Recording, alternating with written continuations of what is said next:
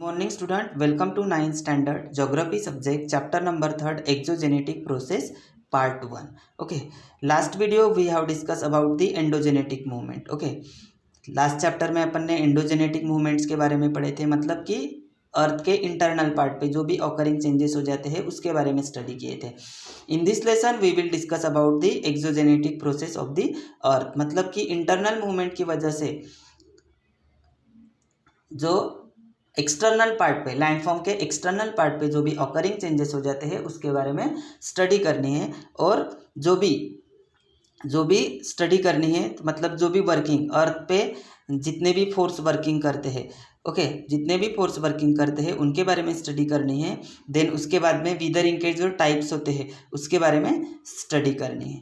Okay, so देखो exogenetic process means क्या. Exogenetic process means near of the earth surface, earth के surface के ऊपर जो भी चेंजेस हो जाते हैं, प्रोसेस होती है, उसको एक्सोजेनेटिक प्रोसेस कहते हैं. ओके, तो देखो many landforms are found due to the internal movements. Okay, internal movements की वजह से जो लैंडफॉर्म्स में जो भी ऑकरिंग चेंजेस हो जाते हैं, तो वो जो लैंडफॉर्म में जो भी प्रोसेस होती है, ऐसे बहुत सारे लैंडफॉर्म्स है कि जो फॉर्म होते हैं. Okay, many process occurring on the earth surface also lead to the formation और डिग्रेडेशन. ऐसे बहुत सारी जो प्रोसेस है कि जो अर्थ के सरफेस पे होती है, अर्थ के सरफेस पे होती है, तो किसके वजह से हो जाती है वो, this to lead to the formation of degradation. Degradation means downfall या डिग्रेशन, या उसका लेवल कम होना. ओके, तो इन्हीं के वजह से जो भी प्रोसेस होती है तो वो लैंडफॉर्म्स की लेवल जो है वो क्या हो जाती है, कम हो जाती है. और ये जो कंटिन्यूसली चलती रहती है लैंडफॉर्म से, कंटिन्यूसली जो डिग्रेडेशन की जो प्रोसेस है वो कंटिन्यूसली चलती रहती है. Okay, in this lesson we will be study the exogenetic external process of the landforms form by them. तो इस लेसन में अपने को अर्थ के एक्सटर्नल पार्ट पे जो भी प्रोसेस होती है लैंडफॉर्म्स में, फिर लैंडफॉर्म्स में उसका क्या चेंजेस हो जाता है उसके बारे में स्टडी करनी है. Okay, external process occur because of the force working on the earth surface. जो एक्सटर्नल प्रोसेस है वो एक्सटर्नल प्रोसेस जो अर्थ लेवल पे होती है, तो बट वहाँ पे बहुत सारे फोर्स वर्किंग करते हैं, like solar energy, gravitational force, kinetic energy, ये सारा फोर्स वहाँ पे क्या करता है, वर्किंग करता है. ओके, तो they are mainly solar energy, gravitational force and kinetic energy associated with the moving objects on the earth surface. ऐसे बहुत सारे के जो ऑब्जेक्ट्स है जो अर्थ सरफेस पे क्या होते हैं, मूविंग होते हैं. ओके, सो देखो solar energy means the solar energy it's simply the light and the heat come from the sun. Okay, तो ये जो सोलर एनर्जी है वो simply light and heat the come from the sun से आती है. Okay, next है gravitational force. Gravitational force means the force of the attraction between the masses in the universe, specially the attraction of the earth masses for bodies near its surface. तो ये gravitational force भी working करता है. Next है kinetic energy means kinetic energy is a property of a moving object और a practical and depends not only on its motion but also on its mass. ये सारे force earth level पे working करते हैं. Okay, next देखो, do you know landforms for on the earth surface as a result of internal movements are called primary and secondary landforms. Okay, landforms form on the earth surface, but जो landform ऐसे form होते हैं अर्थ surface पे जो internal movement होती है, internal movement की वजह से जो लैंडफॉर्म में चेंजेस हो जाते हैं तो उसको प्राइमरी एंड सेकेंडरी लैंडफॉर्म्स कहा जाता है. For example continents, mountains, plateaus, plain etcetera, ये प्राइमरी और सेकेंडरी लैंडफॉर्म्स के एग्जाम्पल्स है. Okay, because of the external process like a weathering, but ये जो एक्सटर्नल प्रोसेस होती है, ये जो एक्सटर्नल अपन ने इंटरनल मूवमेंट इस लेसन में अपन ने देखे थे प्राइमरी एंड सेकेंडरी लैंडफॉर्म्स में. जैसे लैंडफॉर्म में क्या क्या ऑकरिंग चेंजेस हो जाते हैं, जैसे कॉन्टिनेंट्स में, माउंटेन्स, प्लेट्यूज, प्लेन में. तो इस लेसन में अभी जो एक्सटर्नल प्रोसेस होती है तो वो किसके वजह से होती है, जैसे weathering. Weathering is a breaking down on dissolving of the rocks. जो भी रॉक्स है वो क्या हो जाते हैं, ब्रेक डाउन हो जाते हैं, फ्रैक्चर्स हो जाते हैं, उसको विदरिंग कहा जाता है. जैसे minerals, earth surface like water, ice, acid, salt, plants and animals and changes in temperature, इन सभी की वजह से वो लैंडफॉर्म्स क्या हो जाती है, चेंजेस हो जाती है, वो उसको विदरिंग कहा जाता है। ओके, नेक्स्ट है erosion. Erosion means the process of the eroding और being eroded by winds, water और अदर नेचुरल एजेंट्स, इन्हीं के वजह से जो इरोजन की जो प्रोसेस होती है। देन नेक्स्ट है ट्रांसपोर्टेशन। ट्रांसपोर्टेशन की भी प्रोसेस है, the action of the transporting someone और समथिंग और the process of being transportation, ये भी एक्शन होती रहती है अर्थ पे, इन्हीं के वजह से वो एक्सटर्नल प्रोसेस, अर्थ सरफेस पे एक्सटर्नल प्रोसेस। देन है deposition. Deposition means the action of deposing someone specially of a monarch, इन्हीं के वजह से, तो ये external process.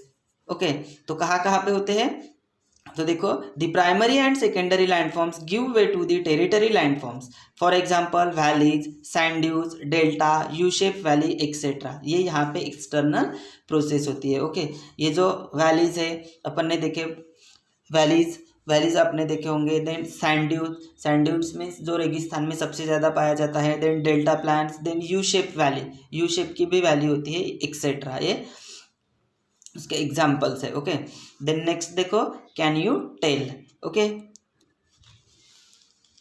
Can you tell, देखो see the given pictures, observe the physical appearance of the rocks in each picture, you can see that rocks are broken, fractures and have holes in they. In a picture, you can also see that the statue has been deformed. Why they are the rocks in such a condition? Think about them and briefly tell the reason. You can think of, discuss the reason, check with the teachers if your reasons are relevant. Okay, see the pictures. ये जो आपको page number 23 पे जो भी pictures दिए हैं उसको क्या करना है, अच्छे से ऑब्जर्व करना है। ऑब्जर्व करने के बाद जो भी पत्थर, जो भी रॉक्स है वो कहाँ से ब्रेक हुआ है, कहाँ से फ्रैक्चर हुआ है, उसका रीज़न क्या है। देन उसके बाद जो उसके ऊपर होल जो दिख रहे हैं वो होल्स, तो उसका वो कैसे उसको होल्स आए, उसका रीज़न मेन क्या है। ओके, तो वो जो स्टैट्यू है वो भी, उसको भी कैसे वो डिफॉर्म हो गया है, तो उसके बारे में, और वो कौन से कंडीशन में, जो रॉक्स पे जो ऐसी जो कंडीशन है कि जिनके वजह से वो ब्रेक डाउन हुआ है। ओके, तो इनका मेन रीज़न क्या है, तो आइए जानते हैं उसके बारे में। पिक्चर्स देखो, सी दी पिक्चर्स।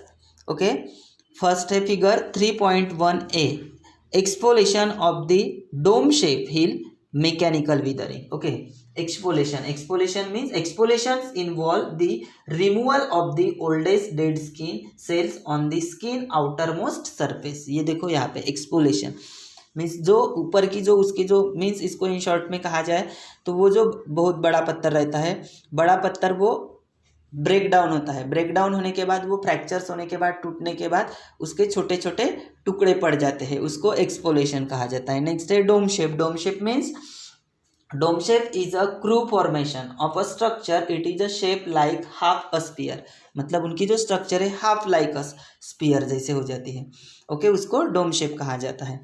नेक्स्ट देखो फिगर 3.1b, ब्लॉक डिसइंटीग्रेशन, ये मैकेनिकल विदरिंग का एग्जाम्पल्स है। Block disintegration, block disintegration means the splitting of the rocks along the joints into blocks is called the block disintegration, मतलब जहाँ से उनके जो block joint किए जाते हैं, डिसइंटीग्रेशन हो जाते हैं, तो वो जहाँ से ब्रेक डाउन हो जाता है उसको ब्लॉक डिसइंटीग्रेशन कहा जाता है। तो ये मैकेनिकल वेदरिंग का एग्जाम्पल्स है। ओके, नेक्स्ट है शटरिंग, ये भी मैकेनिकल एनर्जी का एग्जाम्पल्स है। ओके, मैकेनिकल एनर्जी का एग्जाम्पल्स है ये।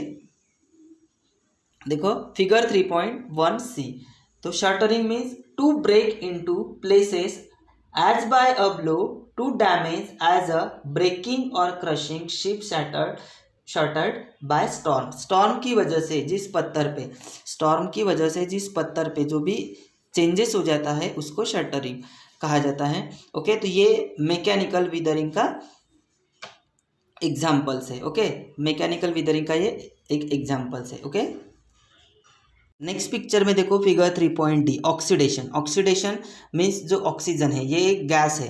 ओके, ये एक गैस है, तो वो क्या हो जाती है, गैस अदर से केमिकल विदरिंग में आता है, तो ये रिएक्ट हो जाती है, जो भी जैसे सॉइल में जो भी केमिकल्स रहते हैं। ओके, सॉइल में जो भी केमिकल्स हो जाते हैं वो केमिकल क्या हो जाते हैं, इससे रिएक्ट हो जाते हैं, तो उससे ये प्रोसेस हो जाती है ऑक्सीडेशन की। ओके, नेक्स्ट देखो biological withering. Okay, biological withering means कि जो भी मतलब कि जो इंसेक्ट है या ह्यूमन बीइंग से जो भी प्रोसेस होती है उसको बायोलॉजिकल, मतलब ये biological process. Okay, biological withering में उसको डिवाइड किया है। ओके, तो ये प्रोसेस होती है, तो ये इंसेक्ट है, एनिमल्स है, ह्यूमन बींग्स, इनके वजह से ये प्रोसेस बायोलॉजिकल प्रोसेस होती है, बायोलॉजिकल विदरिंग। ओके, नेक्स्ट जो है फिगर 3.1F बायोलॉजिकल विदरिंग, तो ये भी मतलब उसी का ही टाइप्स है। ओके, नेक्स्ट देखो, नेक्स्ट पिक्चर